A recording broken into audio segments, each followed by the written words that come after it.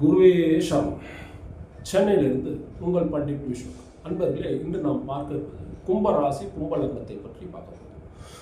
பொதுவாகவே கும்பராசி கும்ப லக்னம் யார் பிறந்திருந்தாலும், எந்த ஒரு ஜாதகராக இருந்தாலும், அதே போல் கும்பராசியில் ஒரு கிரகம் அமர்ந்து தசை நடந்தாலும், அதே போல் சிம்ம லக்னமாக இருந்து 7ஆம் இடம் கும்பராசியாக இருந்து அவர்கள் திருமண வாழ்க்கையில் சிக்கல்கள், திருமணம் தாமதம், இது போல் நபர்களுக்கு நான் சொல்ல இந்த பரிகாரம் கரெக்டாக பொருந்தும், நல்ல பலனும் அடைக்கும்.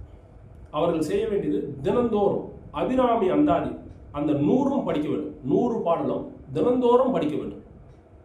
குறிப்பாக கும்ப லக்னம் கும்பராசிக்காரர்கள், கும்ப ராசியில் எந்த கிரகம் அமர்ந்து தசை நடத்தவர்களும், சிம்ம லக்னம் சிம்ம ராசி இந்த ஜாதகர்கள் தினந்தோறும் அபிராமி அந்தாதி 100 பாடல்களை படித்துட்டு வந்தார்கள் என்றால் நிச்சயமாக அவர்கள் வாழ்க்கையில் இருக்கும் சங்கடங்கள், பிரச்சனைகள் தீரும்.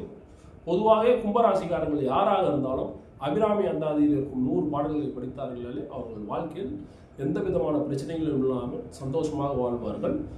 மேல் சொன்ன நான் இந்த லக்னம் சிம்ம லக்னம், லக்னத்திற்கு 7ஆம் இடம் கும்பமாக வரும். அவர்களுக்கு திருமணம் தாமதமானாலும், திருமண வாழ்க்கையில் பிரச்சனை இருந்தாலும் அவர்களும் இந்த அபிராமி அந்தாதி 100 பாடல்களை தினந்தோறும் படித்து வந்தார்கள் என்றால் வாழ்க்கையில் அனைத்து விதமான செல்வங்களும் பெற்று நிறைந்த வாழ்க்கையை வாழ்வார்கள்.